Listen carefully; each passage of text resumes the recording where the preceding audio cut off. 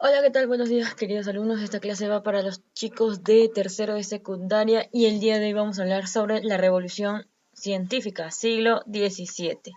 Muy bien, la revolución científica obviamente es el inicio o los orígenes para la renovación o el renacimiento de la ciencia. Obviamente estamos en un periodo de la edad moderna donde obviamente van a renacer, eh, obviamente las ciencias, dejando atrás a la religión e iniciando las investigaciones preguntándose el por qué y dudando absolutamente de todas las cosas.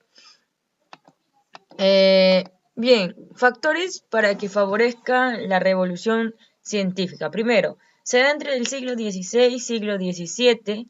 Ya esto va a ser, primero, sacar las creencias tradicionales, como en este caso, no creer al 100% en la religión, crear una nueva imagen del mundo, porque acuérdate que en este periodo también se da el descubrimiento de América, entonces eso amplía su conocimiento, y crear una propia estructura de la sociedad. Muy bien, obviamente que esto se va a dar a que se dan nuevos descubrimientos para modificar una nueva percepción del mundo y de su realidad. Entonces, la ciencia va a ser muy importante en esta fecha porque obviamente va a ayudar al ser humano a crear a ampliar o modificar su percepción del mundo que tenía.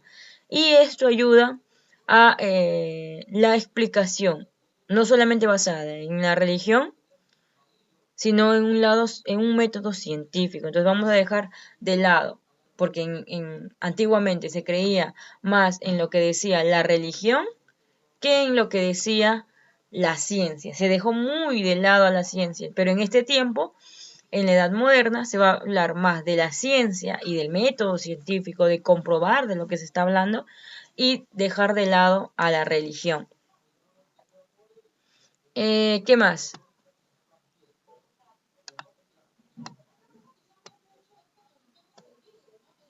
Los factores.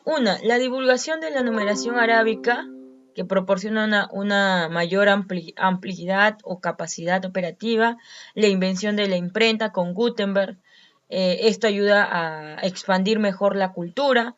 La laización de ciencia, que potencia los aspectos empíricos y pragmáticos, obviamente, más que todo, teoría y práctica. Y los grandes viajes marítimos, obviamente ya te dije que en este tiempo se va a ampliar el conocimiento de la construcción naval y los instrumentos de la navegación, obviamente que por eso se da el descubrimiento, uno de esos son los factores que ayudan al descubrimiento de América. Preocupación por el lado humanista, preocupación por este lado humanista.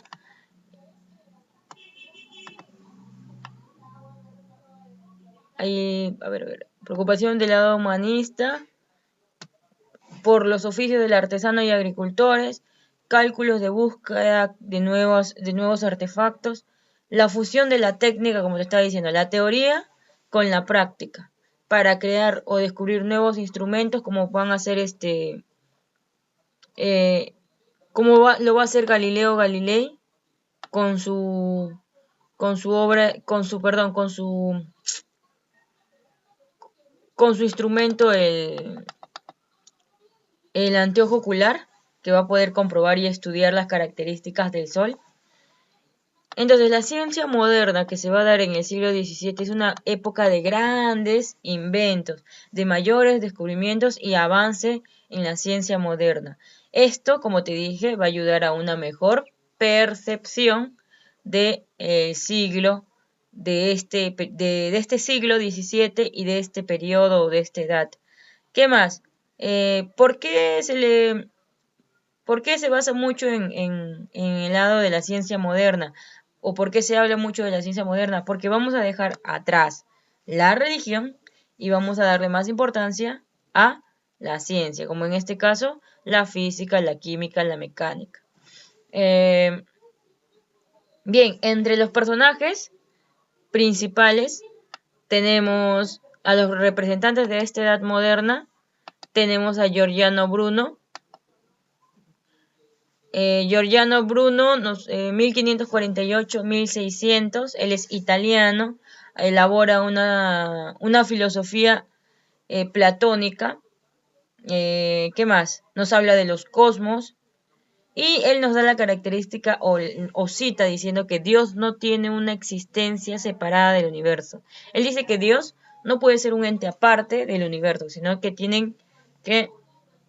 Dios es el mismo universo. Por esta cita se le condena a él a la hoguera.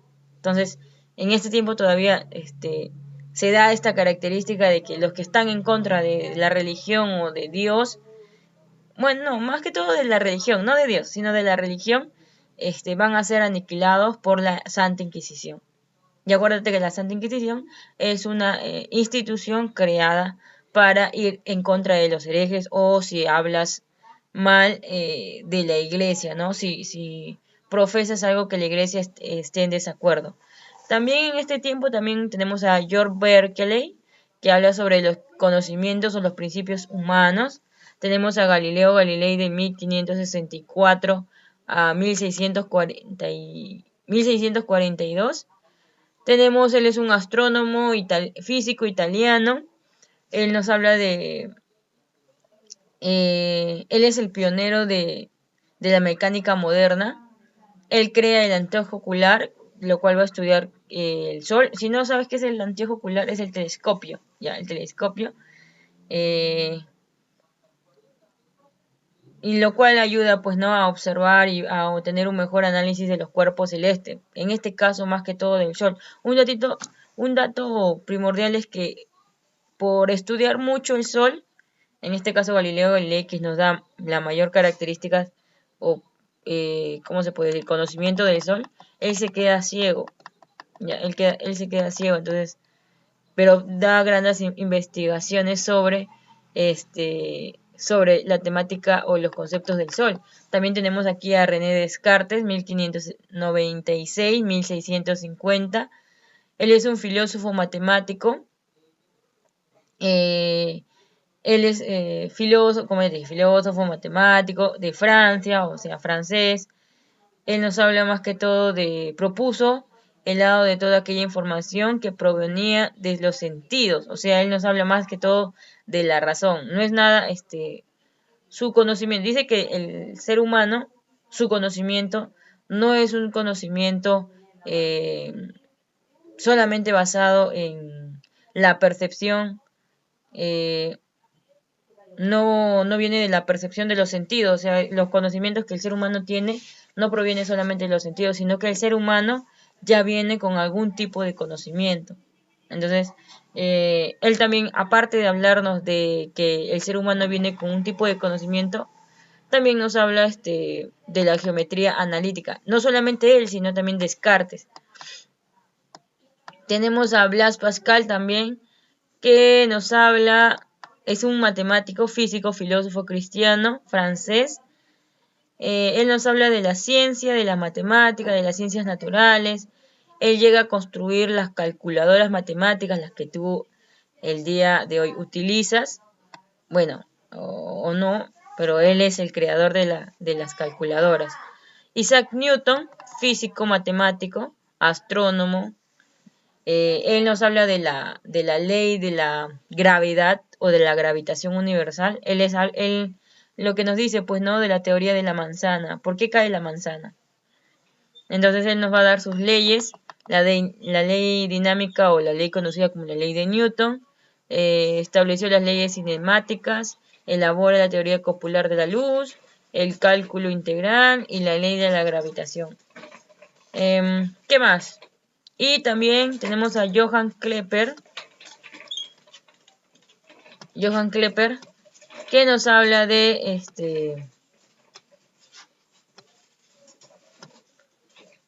habla es un astrónomo, matemático, alemán, científico de la Edad Moderna, nos habla de los movimientos de los planetas, de su órbita, nos habla de la rotación de la Tierra. ¿Qué más? Él nos habla de sus tres movimientos, de los tres movimientos del planeta, y nos habla de la astronomía nova. publicado en el año de 1609. Bien, acá tenemos, también te estoy mostrando algunos, no solamente los que te he mencionado, sino algunos científicos de esta época.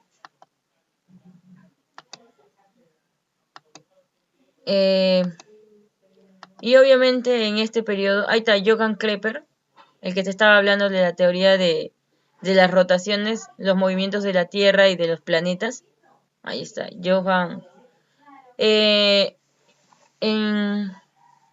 En este caso, este va a ser, ¿cómo se puede decir? Sustentado también por el telescopio de Galileo Galilei, pues, ¿no? Se puede observar que sí, lo que Johann Kepler, o sea, se puede demostrar que realmente lo que decía Johannes Kepler, perdón, era verdad, ¿no? Entonces todo va a ser teoría práctica, todo va a ser, yo doy un enunciado, pero tengo que comprobar este enunciado, ¿ya? En el lado, vamos a tener acá algunos más avances científicos, por ejemplo, Boisler, en el lado de la ciencia, con sus elementos del agua. En el lado de la astronomía tenemos el descubrimiento del planeta Urano. En el lado, obviamente que acá se van a descubrir muchas cosas, no solamente América, sino también acá tenemos el descubrimiento de planetas. Tenemos a Cook, que demuestra las tierras, a Jenner en el lado de la medicina, que va a descubrir la vacuna de la viruela. En el lado de la zoología y la botánica tenemos a Buffon, que va a hablar sobre la historia natural de las especies, en este caso especies vegetales como animales de la época. Ahí lo que se estaba de Newton, Galileo, ¿no? La dinámica y la estática, las leyes de la mecánica. Y aquí tenemos más representaciones sobre esta época, ¿no? Bien, chicos, espero que les haya gustado el tema del día de hoy. Les voy a dejar las siguientes preguntas. Pregunta número 1. Pregunta número 1. ¿Quién crea el telescopio? ¿Quién crea el telescopio? Número 2. ¿Quién nos dice, qué científico nos dice que el ser humano viene con algún tipo de conocimiento? ¿Qué personaje o qué científico nos dice que el ser humano viene con algún tipo de conocimiento? Número 3. ¿Quién nos habla sobre la ley de la gravitación universal? ¿Quién nos habla sobre la ley de la gravitación universal? Número 4. ¿Quién es el científico que nos habla sobre los movimientos de los planetas? ¿Quién es el científico que nos habla sobre el movimiento de los planetas?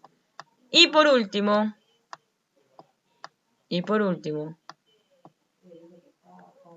¿en qué siglo se da la revolución científica? ¿En qué siglo se da la revolución científica? No te olvides que el siglo de la revolución científica o el boom, el máximo apogeo es en el siglo XVII. ¿Ya? Bien, con esto me despido. Nos vemos en la siguiente clase. Bye.